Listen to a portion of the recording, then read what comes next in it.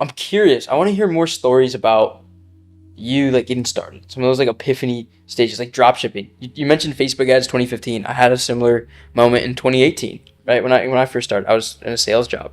I found the internet space. I Yeah. started drop shipping, etc. And for me, it was like, holy, like I'm at the job, $34. It pops up first sale ever. Like wow. So what were those moments for you? Like when did you discover Facebook ads? How did it happen? How did the shop first shop? Yeah, so I'll go back to it. Yeah, so the first time we figured out about Facebook ads was I started clicking on all the ads that were on the right column back in the day before like Facebook even came out on the phones, and it was the right column ads. Those were the super OG ads. And I didn't realize that I was being advertised to, right? Back in the day, it was really, really difficult to really spot when an advertisement or a YouTube ad was or what was, it was just not normal.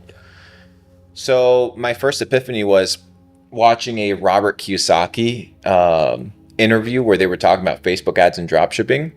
And then I just started trying it. Like it was very simple. My big epiphany with crypto was in the crash of 2017 when everybody around me made fun of me. And I looked at everybody that made fun of me and I looked at their life and there were a bunch of losers.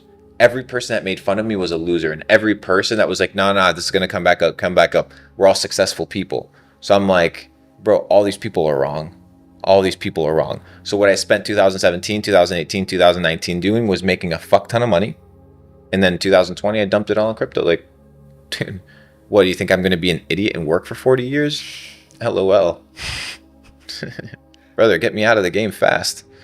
Like, I'm not here to work. I'm here to have fun. I'm here to live my life. I'm here to explore the game. Oh, you got lucky and you didn't. Sue me, bro. I got lucky and I'll be lucky every day. Give me more luck. I need all the luck. I need all the luck. So when people say you got lucky, so be it. Whether I got lucky or not doesn't matter. The point is, the faster you can get out of the rat race and start focusing on your self-development is where you win. So these epiphanies are happening all the time. Yeah. But those are two where I was like, nah, bro, I can't be following what the dweebs are doing. When did it click though with the store? Like you're running ads and things are going, but like when it was like when it oh clicked, shit. So when it clicked for me was when I started hitting products that had scale. So it's what I call the evergreen niches.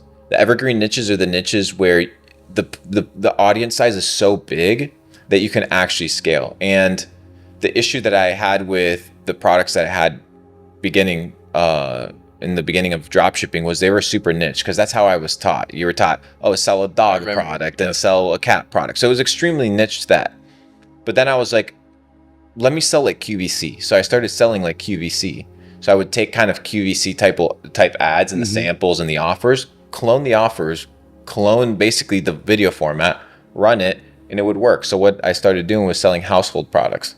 So things that people would buy on a regular basis that they would just buy out of convenience, and they would buy it from me. So just started running ads with that, did super well 2019, made quite a big bag. 2020 was our best year in e-commerce because everybody was getting banned for selling household products. We were already established selling household products, cleaning products, all these stuff.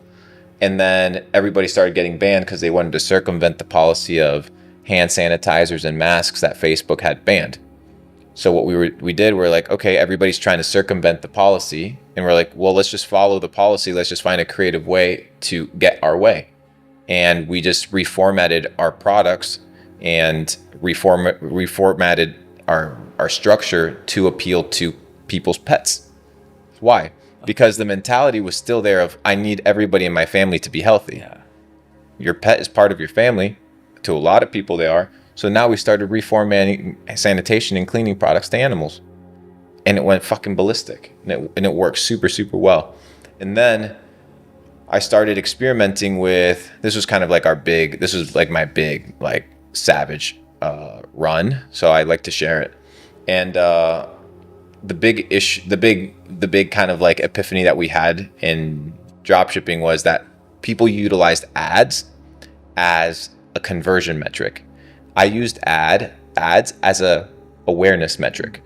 So what I would do is I would create a good enough ad, have a good enough product that I could trend and hit virality in an organic way. So people started treating Facebook as kind of like a billboard, and I treated it more like a Reddit forum. Yeah. So what I would do is I would have it created to farm natural engagement, therefore reducing the CPMs. So for example, I would have, let's say, a dog product, and in the comment section, a lady would be like, this would be really nice for my dog. The average dropshipper, a person that doesn't use their head, would respond, oh, really? Here's 50% off coupon, assuming that they're going to shop. You know what we would do? Go in there. Oh, that's great. Can you upload a photo of your dog? We would love to see it. Boom, she replies. Now we get a third account to be like, that dog's ugly. Now the lady responds and she gets livid and she goes crazy. And then you start introducing politics, and then you start introducing all these other things. And as soon as you know it, you have forums going on organically in your ad, therefore tricking Facebook into believing that this ad is going to be really good for like the native experience, boosting you up, reducing your CPMs, and giving you fucking hella conversion. So in 2020, at that point, I think we had the 10th biggest ad of all time. It had like 250 million views, like 200,000 likes on the ad. It was like crazy, like 100,000 comments. It was really, really insane. So we ran that pretty well for a bit. Yeah, it worked. It was fun. I love stories like that, like just like how things started, like the realizations of this ad and like the angles and stuff. Because I feel like you have a lot more knowledge. And what I like about dropshipping though, bro, is the fact that a lot of the skills translate to they do 100%. Other businesses. I was doing the dropshipping. I'm in my sales job.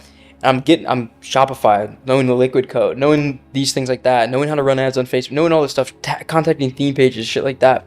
And then I transitioned into just growing theme pages. So yeah. Like this is easy for me. And just it clicked, right? But those skills transferred. Yeah. I still know how to go build Shopify sites today. I still know how to do Facebook ads, and it just compounds over and over and over. I agree. But I feel like you have more knowledge to share, because we're talking about the spiritual stuff. We're talking about this perspective.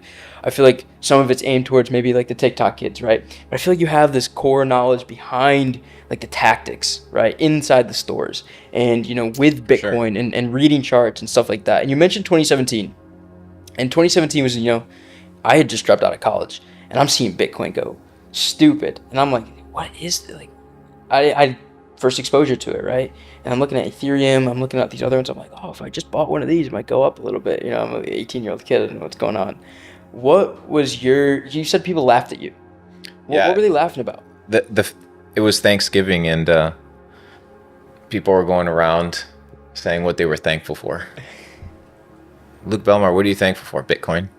Everybody laughed. Okay, so be it. I'm very thankful for it.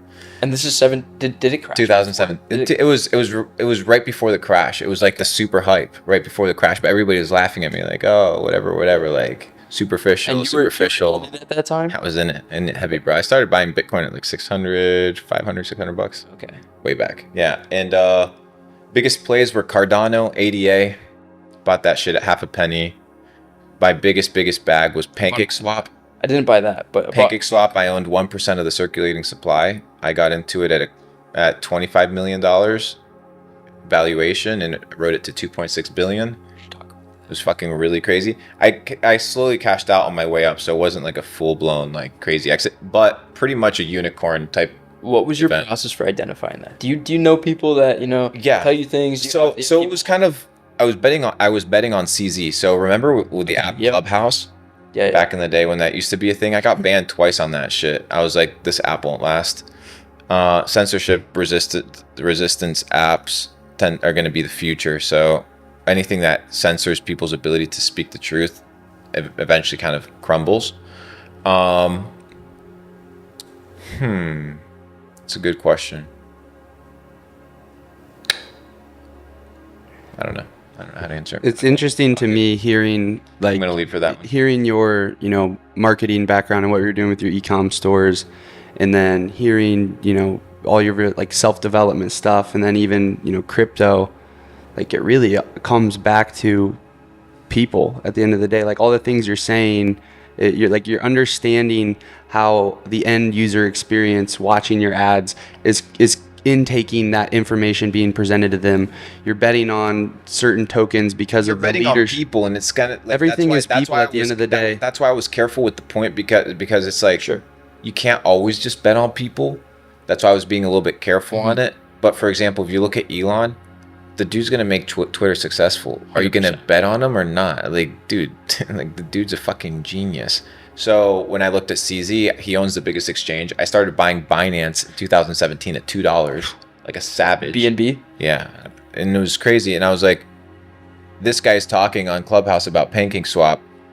There's a high likelihood he's gonna make this thing fucking run. So I put my chips there, and it worked. And it could have easily not worked, but it worked. And that's what life is. Life is literally calculated decisions. Business, your job, that's all calculated decisions. Day by day, it's a calculated decision.